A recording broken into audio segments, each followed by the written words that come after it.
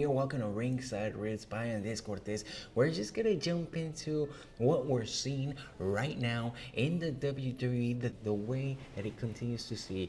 Cody Rhodes was out there. It's gonna be a great day if we got Cody Rhodes on the mic. And of course, we're looking at his new conquering his new enemy, the new person that was gonna be the person against Cody Rhodes. We thought he was over, Drew McIntyre. We thought that things were over. We thought the games were played. But look, in the end, even if you wanted to get emotional, even if you wanted to get excited, even if you wanted to be getting the things that he was gonna be facing Aleister Black, well, things didn't really quite work like that because, of course, well, you'll find out. You might as well have seen the show. It's about the changes that they're doing, right? It's about the people that they are now pushing. It's about the ways that they are now telling these storylines. They weren't afraid to give Selena Vega a new character. They weren't afraid to make these changes with Cody Rhodes' storyline. Yeah, for one point, I was scared about Damian Priest. I mean, what happened to the guy? Why was he being pushed out? Why was he a title holder and then he goes crumbling down to the ground? Well, at one sense, it did make sense, but now it goes to that. What else happened in SmackDown, though? Of course, Tommaso Ciampa, he seems to be having some type of thing against Dragunov.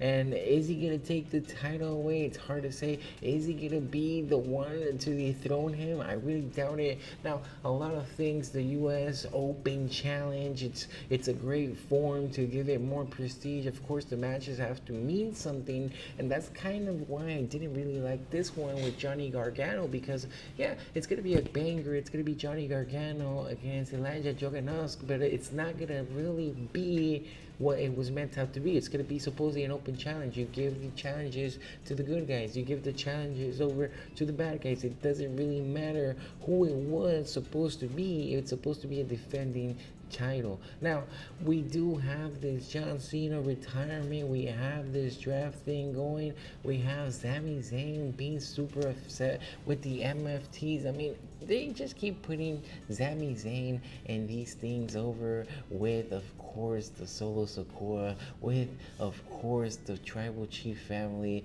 and it just comes to a point where we really have to be paying attention into what they're trying to do. Now, we had, of course, Fraxium laughing at Tommaso Ciampa because of the loss. Is that going to build some type of feud? Now, Jada Cargill came out. She said she's that bitch, and that's pretty much it. And we got a heel. We got a person that's really defiant, and what's going to happen? Charlotte Flair came out, and it's just to the point where Triple H is controlling the whole show. He's just pretty much putting over his people. Whatever happened to Michin, whatever happened to her, she's been pushed out of the thing. Yeah, and I wanted to talk about Chelsea Green getting that title. Chelsea Green not only getting over and getting that AAA mixed tag team title, she went over and over here did a surprise roll, did the cheap way, whatever you want to call it, but she got the title. She's again for a two-time United States champion, and it's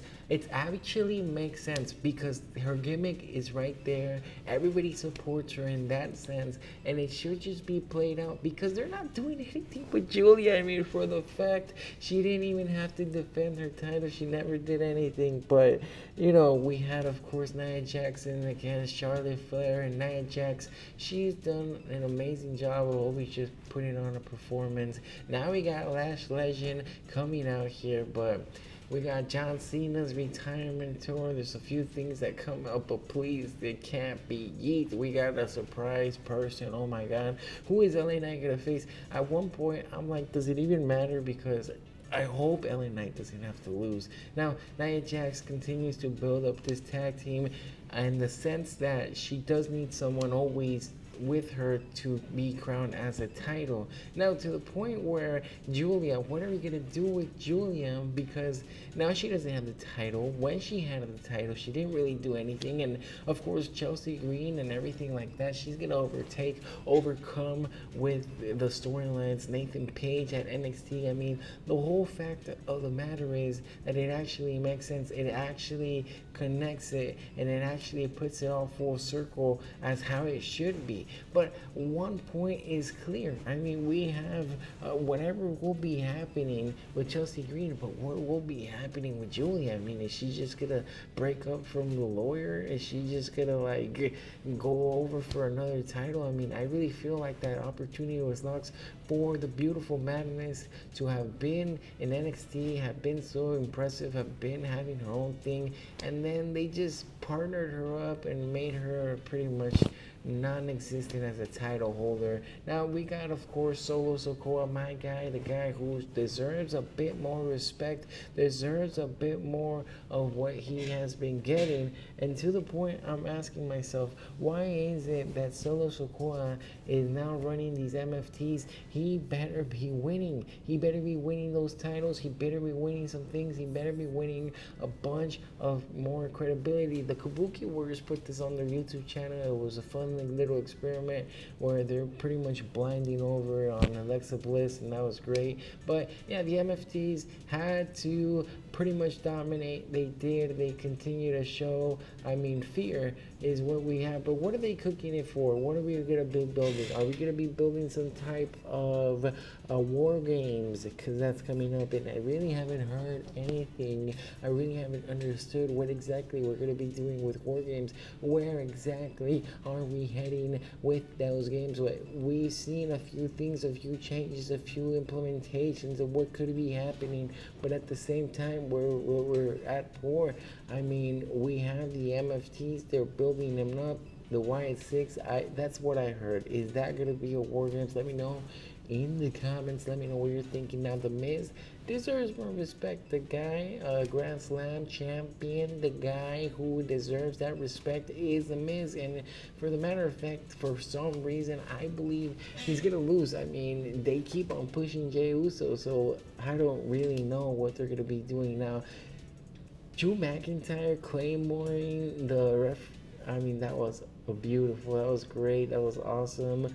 I mean, Drew McIntyre, he has a point.